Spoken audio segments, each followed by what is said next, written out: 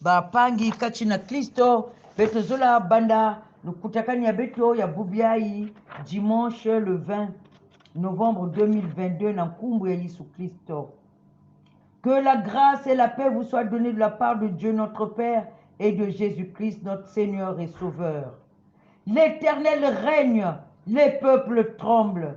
Il siège entre les chérubins, la terre tremble. L'Éternel est grand dans Sion, il domine tous les peuples. Qu'on célèbre ton nom grand et redoutable, car il est saint. Qu'on célèbre la force du roi qui aime le droit. Tu établis la justice, l'équité. Tu exerces le droit et la justice en Jacob. Proclamez la grandeur de l'Éternel notre Dieu et prosternez-vous à ses pieds, car il est saint. Amen. Amen. Betuke kujimbila nzimbu yina ya 160 lingala jimbo na njambe ibuku zole ya ntete na sepeliko sale elayo mobikisi na esengo na pesi obimbana kamata motema motema nanga nyoso pona yo yaweba atela kanga nama be nambozu kamata motema nanga nyoso pona yo yaweba atela kanga nama be nambozu. Oh Yesu nalingi kozala peto pona yo nalingi kozala seko mokano na yo kamata motema nanga nyoso pona yo yaweba tela kanga nama be nangolu kamata motema nanga yoso pona yo yaweba tela kanga nama be nangolu na yo. Nkembo nzitusu masika vutukanange nzambi ya moyo, nzambi ya lulendo, nzambi ya nkembo, nzambi ya kuzangama. Betukena kembisa nkumbu enge na suka yai bika bantima ya bito kukikulula na ntadisia bunene ya lulendo yange tata nzambi na bunene na ntadisia bunene ya kumbu yange bika na tangu yai ya kuza jala bantima ya beto kuza jala nyonso mambu yange ngimbudulu tusambulu na isi ya ntwadu subu ya mpeve ya longo. Tata nzambi bika nkumbu yange kaka kembo swa na mbatu kuluchinsuku na nkumbu ya Yesu. Amen. Amen. Bapangi kati na Kristo mambo ya nzambi kena kuzonza muchindu yai. Nani yina ke monte na mongo ya nzambi? Nani yina nile sikila na kati na inzo ya nzambi? Kaka ni muntu yina ke ya kuvedila, yina ke zonza kama kezika, yina ke zonza kaluvunu ve, muntu yina kena ntima, yina kena kutambula na makezika nyonso. Kaka ni yandi yina nina sikila na inzo ya nzambi ya beto ya longo. Bapangi kati na Kristo, bandeko kati na Kristo. Nani oya koko tombo la musapi awa na kolobete monoko na ye elobi kaka makamba malamu azali kotambola na bosolo nyonso. Nani oya koko loba cha azali ya kopetwama liboso na nzambe na ye, liboso na nzambe na biso. Nani oya koko loba cha azali peto mokote. Ina yango chika beso nyonso kijinimisa sambila kisika nge ikele na kulomba lembo. nzambi na mazulu ngeikele betu zabati Seigneur mami inwa ya beto mevuzonza makedikave. Nous n'avons pas été véridiques, Seigneur, à travers nos paroles. Nous avons offensé les autres. Nous avons menti. Nous n'avons pas été humbles devant toi. Tozali kotonda manalo fundu na orgueil. Babantu mayama, babantu bachima imbi, mabanza bitu ya imbi. Makanisi na biso eza mabe, bilobeli na biso misala na biso. O tata tiketi o limbisa biso pona négligence oyo moni kati na biso, limbisa biso makila ya Yesu Kristo ya kopetola biso, kotisa biso na mama likambo na kati ya lijangani oyo na eleko oyo Yesu Kristo tikete makila Yesu Kristo na yo ya kopetola biso na kombo na yetu Sengi bongo. Amen. Amen. Bapangi kati na Kristo mambo ya nzambi kena kuzonza kejina mume kena kuzula ni lufwa ya muntu ve me muntu kuchituka na yandi kuvuka. Car je ne veux pas la mort du pécheur, mais que le pécheur se repente et qu'il vive. Amen. Amen. Na maloba oyo ndeko na ngai oyo nzamba zoloba na yo ete ye alingi kufa na yo to kufa na ngai te me alingi ete tobongola mitema na biso po tobika. Soki osengi bolimbisi na motema na yo nyonso mpe odi mokano ya kotika mabe na yo yeba ete zali na eliki ete nzambe alimbisi yo po obika na kombo na Yesu Kristo. Amen. Amen. Bapangi kati na Kristo na manima ya kuyambudulwa masumu ya beto na tata nzambi beto pezo la kuyamba na beto mambo ya nzambi kena zonda ti ya kile diambu ya mbote ina bapangi ke kala sanaka kintwadi ni kuna nzambi ke dukulaka tusakumunu ya yandi. Oh qu'il est beau, qu'il est doux et qu'il est agréable pour des frères de demeurer ensemble. Et c'est en ce lieu que l'Éternel déverse ses bénédictions, la vie pour l'éternité. Yakele mbote ezali malamu tango bandeko bazala kelongo peni esika wana nzambe asopaka mapamboli na ye oyememaka biso na bomo ya seko na seko na maloba oyo tolingi koloba koya malamu na bino nyonso. Partout où tu me suis, mon frère, ma soeur, ma fille, mon fils, sois le bienvenu dans le Jésus Christ. Sois le bienvenu, sois la bienvenue. Soyons tous les bienvenus au nom de notre Seigneur Jésus-Christ. Beto kuiza na kiyengi ya mfumu, ngei na kena kulanda munu, kuiza mbote na kiyengi ya Yesu Kristo. Bika nzambi fuanda na beto. Na jina betukena kwenda na kukota na kuwa mambo ya nzambi betukelomba na muntu musi na kusambila na nkufi samu na kulomba na tata nzambi na kuzonza na beto. Tukisambila Éternel Dieu Père trois fois saint betokena kuvukila nge matundu tata nzambi na yina nge melemvo kila imbi ya mosi na kati na beto tangu liya bizola kuvana na mesa yange samu na kudya yina kele madia kimpeve ni mambo yange zonza yange samu tibeto bizola kudimba ina kele mizolo yange sadira kisielo yange na kitezo ina mfungeme wa ila yao bikati ngesakuna beto nyosukuwa mambo ya Afrika beto tambula moya yimvu na yimvu. Amen. Amen. Mambo yina betukena kutanga nina kem na Matthieu chapitre 25 les versets 1 à 13. Matthieu 25 1 à 13. Matayi kikapu yina ya makumi zole na tano betuke banda na kibuku ya teteti ya 13. Bika beto tanga yao na kumbu ya mfumu ya beto Yesu Kristo. Alors le royaume des cieux ressemblera à 10 jeunes filles qui ont pris leur lampe pour aller à la rencontre du marié. 5 d'entre elles étaient folles et 5 étaient sages.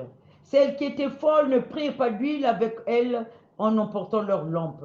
tandis que les 5 sages prirent avec leurs lampes de l'huile dans des vases.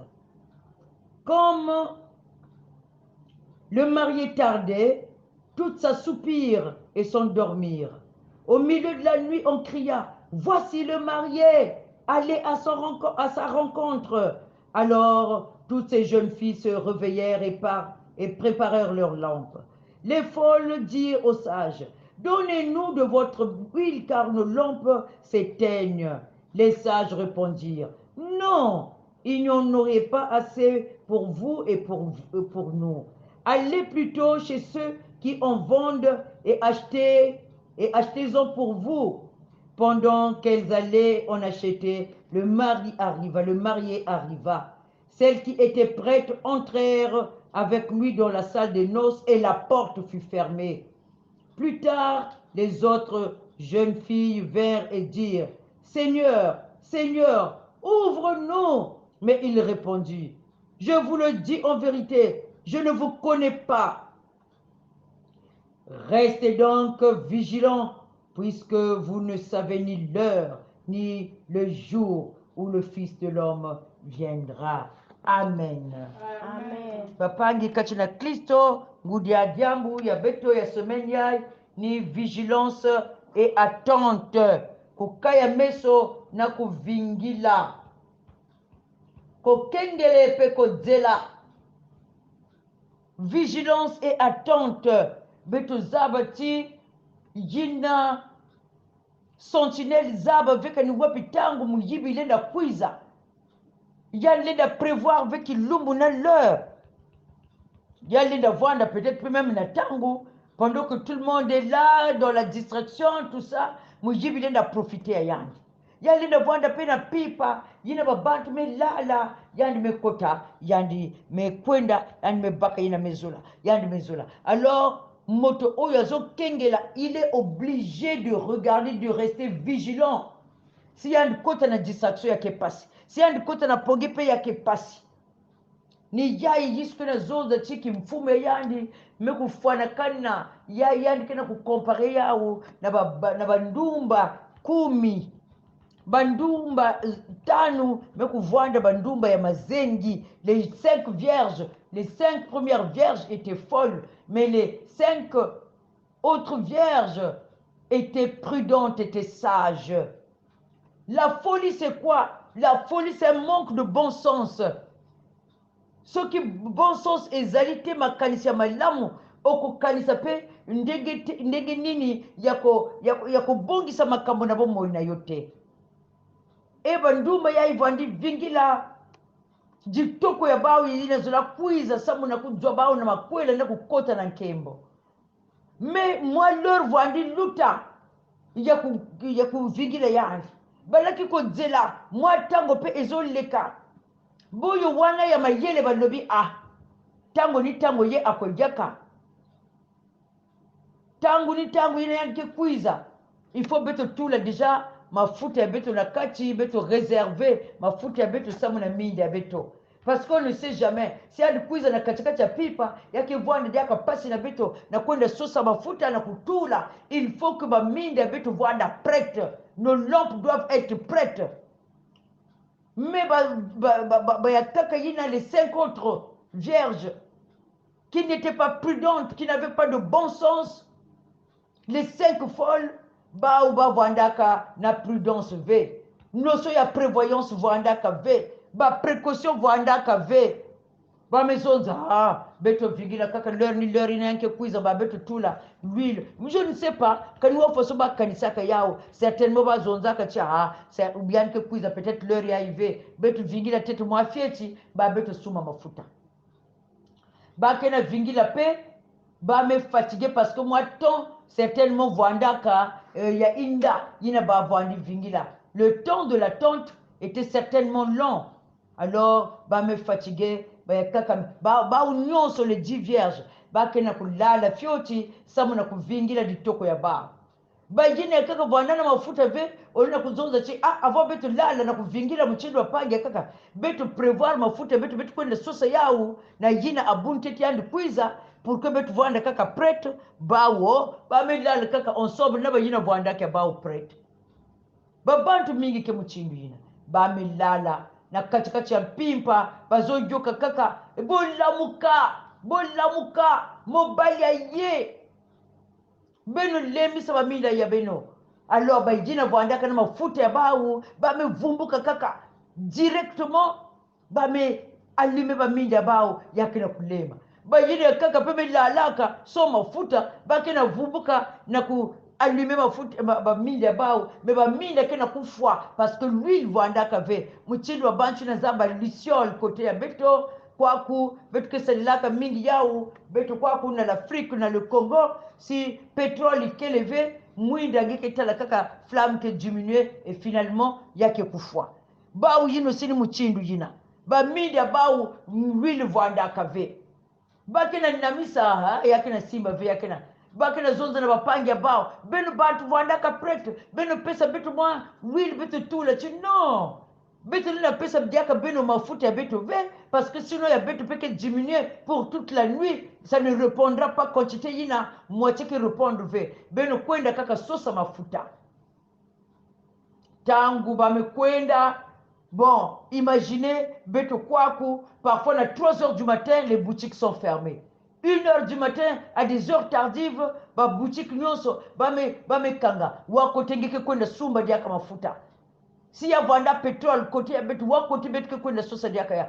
Bame kwenda certainement tama na kwenda sosa yao, inabaki na vutuka, ditoko, les poux, yani meku jamba ba yina vwandaka ya ba ou prêtre yani meku kanga porte la porte était fermée et jina bakena vutuko bakena ku konkota koko beno fungula betu meku zoma futa trop tard tangu meku luta le temps est passé jamais luta ni jina bakezonzaka le temps perdu ne se rattrape jamais bien aimé le temps perdu bamelutisa yao wafoso bakesala diaka trop tard di mobana bango alobi tete ngana yebi binote parce que bamevwanda kukubama ve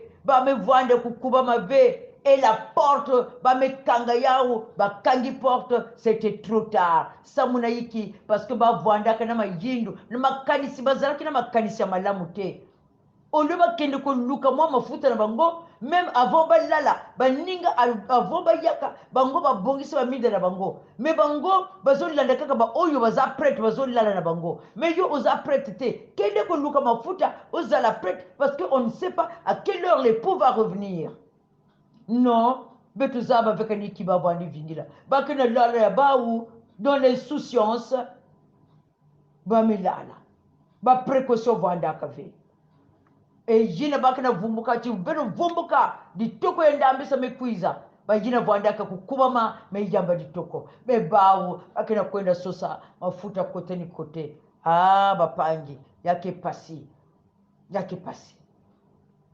e bandumba 10 yina ya vierge yakena zonza iki bandumba 10 yazona zonza ni dibundu ni beto nyonso c'est toi et moi betu zaba ti jisu ke kuvutuka là où je suis en train de parler ngeke waka yao que le Seigneur va revenir et que Yesu akozonga lisusu tozoyoka maloba na nzambe tozoyemba na mayangani tozoyemba tozosote tozosambela nyonso tout ça nous savons que le Seigneur va revenir mais na bayina nyonso betu kena kuvingila Yesu Kristo muntu na muntu kena eteya yandi ina yandi kena vingila Yesu Kristo kotenge ikele tu sais dans quel état tu es en train d'attendre le retour de Jésus. Si tu es prêt aujourd'hui, ce soir, où je suis en train de est-ce que ngeke ya kukubama? Est-ce que la kokila yai avongedada ngeke ya kukubama? Est-ce que na tangu ngeke na kutambula? Est-ce que ngeke ya kukubama? Ni Yesu na kuiza na tangu ni tangu ina yandi zola. Nous sommes en train d'attendre son retour. Ngizulu ya yandi ina yandi kuiza na kubaka ba longo ya yandi na kunata bao. Il va les enlever. Na kunata bao na kubaba na bao na matuchi na le premier retour de Jésus-Christ, l'enlèvement. Est-ce que tu es prêt pour l'enlèvement, mon frère? Oui, tu es peut-être en train de croire que tu es encore tout le temps. Tu peux encore te laisser distraire par les plaisirs de ce monde, par les richesses de ce monde, par les honneurs de ce monde. Tu es dans la distraction et tu crois avoir encore du temps, beaucoup de temps devant toi. Oh, muvingila kwa ni tete. Nadzela nana zana ni jeune. Il faut na jouir nani na biloko nangai. Mais yeba que yesu akoko yaka et koko zala même na nzela liwa. Tu sors là, ngeki na basika, peut-être accident, peut-être que kimbevo, arrêt cardiaque, ngeme kwenda. La porte est fermée. La porte est fermée. Ngeki voix de diakana na tangu ya kunne. Tu n'auras plus le temps de négocier avec la mort. Attends que je m'apprête, attends que je confesse mes péchés, attends que je demande pardon à Dieu. Trop tard, la porte est fermée. La mort t'aura déjà fermé la porte. Est-ce que tu y penses, mon frère, ma soeur? Est-ce que vous que même l'élo, na minute où ils allaient yaka, les wa ekoko kuta na yo, bako kanga déjà ekuke ekokangama. Tango zo beta moto akofongola lisusu te oko négocier lisusu na liwa te. Est-ce que ngeke zaba ngeke na kubambo kadiam moyo na mambo yayi yake pasi pangia munu nina jina tangu nyonso ya vwanda pipa ya vwanda tangu vwanda na mafuta na mwinda yange mafuta. C'est la parole de Dieu qui va permettre d'éclairer ta vie, qui va te permettre d'être toujours prêt pour le retour de Jésus. Mafuta ezali ni maloba na Nzambe oyo ekongengisa bomoi na yo, ekongengisa bomoi na yo, ekobatela yo na kati na pole mwinde na yo ekozala kaka kopela pe tango Yesu akoyaka. Tango ni tango, mokolo ni mokolo, mwa ni mwa ye akoyaka, yo okozala toujours prêt. Babantu mi kena kanisa cha tango ikele kaka pangi ya munu kubama, sinon ninjibu ya ibetuke jimbaka osiji vavanza bule mbolo kubama osiji vavanza bule mbolo kubama na tangu ina betuke na vingila beto nyonso kena vingila me muntu na muntu wapi konge kele na bandumba tano ya mazengi to na bandumba tano oyo bazali na mayele po bazali na bango ya komi bongisa. Nzamba pambola maloba oyo. Amen. Amen. Na tangu ya mon frère, soki ozana ni distrait na makambo ni likambo, tu es jeune, les distractions de la jeunesse t'emportent encore. C'est le moment de revenir, de te ressaisir. Apprête-toi. Sois toujours prêt. Soki ozali kotambola makambo nyonso oya mokili oyo ivutuka na tata Nzambe pe kuba matangu nyonso. Attention, attention. Nina tangu yayi kitala na Yesu Kristo na telesa Nzambe yange wapi jambo yina kena kutula nge na kitezo yina ya ba vierge ya ba vierge folle si yina kena sala chinge kuba mave bika jambo yina kota na Yesu Kristo na misa mwinda yange. Nzambe na mazulu mambo yange ni mwinda na makulu ya beto ni kukia na nzila ya beto. Ta parole est une lampe à nos pieds, une lumière sur notre sentier. C'est par ta parole, Seigneur, que tu nous ramènes à la raison. C'est par ta parole que tu nous réveilles encore lorsque le sommeil, Seigneur, de ce monde veut nous emporter, Seigneur. Ta parole nous réveille. Ta parole nous interpelle. Bikangeta Tanzambe, na kilokola yai, jaka kuza lembo kila mosi na mosi. Singemetala pangi ya muno na pongi ya masumu na distraction inza yai na kuvingila tete chiaba ya kaka mekumaka. Ça c'est le bientôt de Jésus. Bakena zaba veti Jina betuke na zonza yamekuma mchindu légèreté parce que nous ne savons pas kani wapi heure yina ngeke kuiza samuna kubaka mosi na beto o tata bika nge lemvo kila libundu ya nge panja munu kena kuwa munu lemvo kila chibika na tangu yai nge kuiza vungu la mosi nge pesa betu nulendo ya kuwa mambo ya nge ya kutuma mana pe mambo ya nge kuwa kaka be me kutuma mana na kusadila yao samba minda betu vuanda kaka ya kualume na kuvingila nge sadisa montu la montu tata nzami na kuwa mambo yai na kuvuanda pre pour que betu nyonso kuta na nkembo ya nge na kilumbu ina na betu talana betu bambu kila diaka kilumbu yai ina ngeme bambu la betu moyo si betu fana kubama matondo na nkumbu ya Yesu Kristo. Amen. Amen. Bapangi kati na Kristo muchindu betu zaba si ya tangu yayi yake tangu yina betu mekuta na bilokola betu ya lusambulu pele 2 semaines yina betu mebanda kwaku yina ya tete les 2 premières semaines betu kotaka na kati ya ndombo la lemvo mebi yayi betu kena kota na kati ya kusika tata nzambi nina jina toujours thème général ya beto zaba ya lamentation 3:22 betu kwendeno lamentation 3:22 les bontés de l'Éternel ne sont pas épuisées et ses compassions ne sont pas à leur terme. Lamentation 3:22 les bontés de l'Éternel ne sont pas épuisées et ses compassions ne sont pas à leur terme. Lamentation 3:22 les bontés de l'Éternel ne sont pas épuisées et ses compassions ne sont pas à leur terme. Amen. Amen. Betke jima tite nzimbu ya beto ya 535 qui toi dit. Geni na kese mumvuluzi se Yesu Kristo wampulusingi mumambi mami mamotondo yandi wankembi katodimo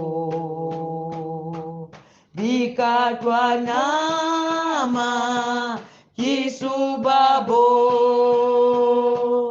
ikatwa tonda vuluziwo yebu mabanga metomamo zichisa Kristo tanguzazo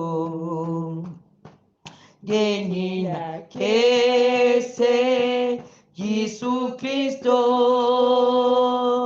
weni na yami muntanguzazo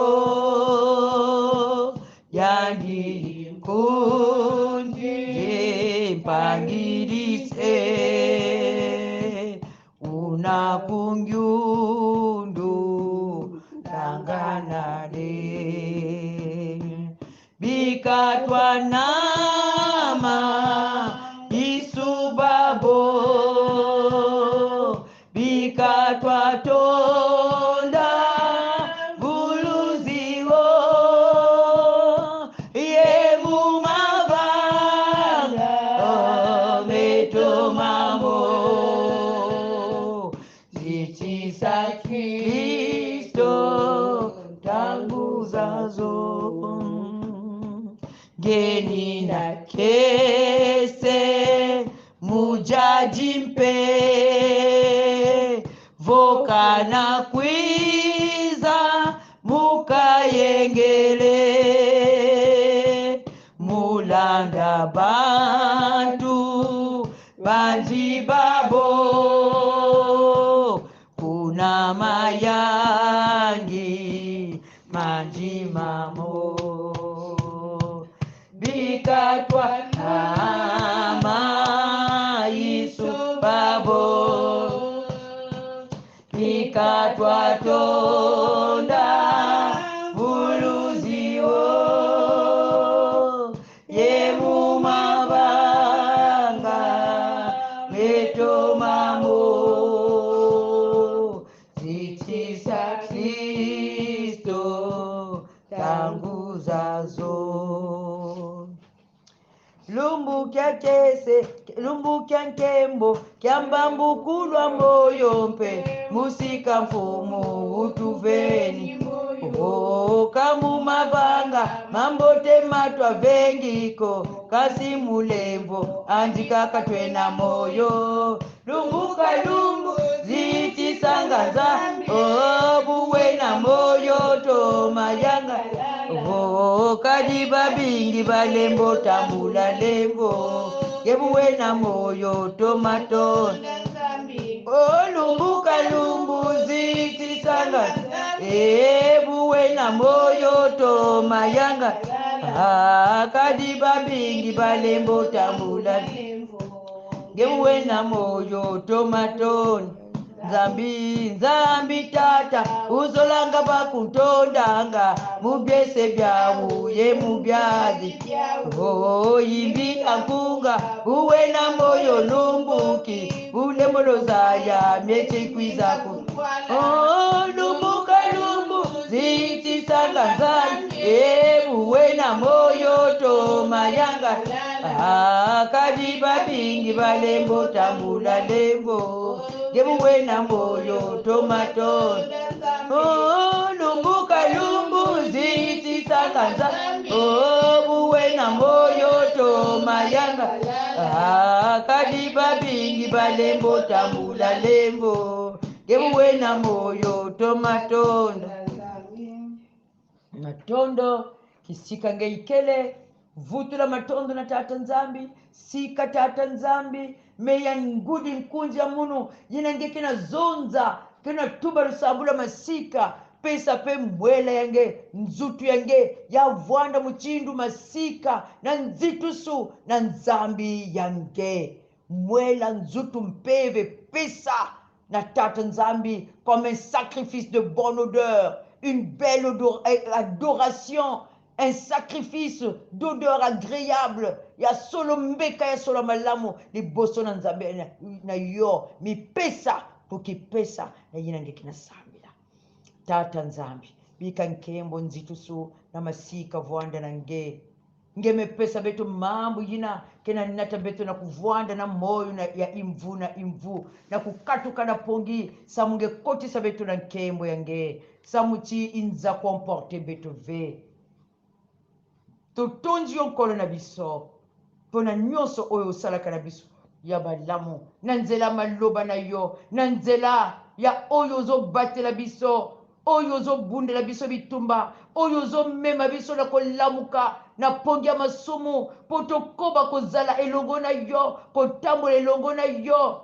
mpe tozwa bomoyo ya seko na seko mpe tukuzwa moyo ya imvu na imvu o tata nzambi bika diaka na suka yae chima ya beto ya pangi ya munu banchima ya beto nyonso kizingu ya beto mayindu ya beto banzonzo ya beto nkadulu ya beto yavwanda na inzo yavwanda na quartier yavwanda na kisalu yavwanda na l'école yavwanda partout yavwanda nkayulu ya kitoko na meso yange tata nzambi kuvwa beto mekukiyekola muchindu nzimbu ya masika na ntadisi yange kembo sona zitu sunzambi ya moyo na nkunga Yesu amen bapangi kati na Kristo beto kena kwenda kusukisa kilokola beto ni matondo tete na nzambi ya beto na matondo pe na beno nyonso samu na patience ya beno nzambi kukemboswa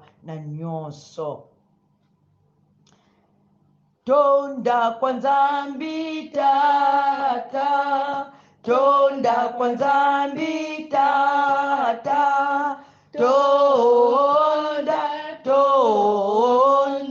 tonda kwa nzambi tata ngeye mfumu wetu ye nzambi yetu ufweni mutambula nkembo ye nzitusu ye lulendo kadi ngeye wasema bya byonsono mujabu ja luzolo lwaku dakala yesemwa amen beto tambulo sakunu nzambi ya beto bika levo ya mfumu ya beto Yesu Kristo zola ya nzambi tata ya beto kintwadia mpe vya longo kuvwanda na kusikila kati na beno nyonso Amen. Amen. Beto memanisa kilukula beto lukutakanya beto kilumbu ya mbotela beto nyonso. Merci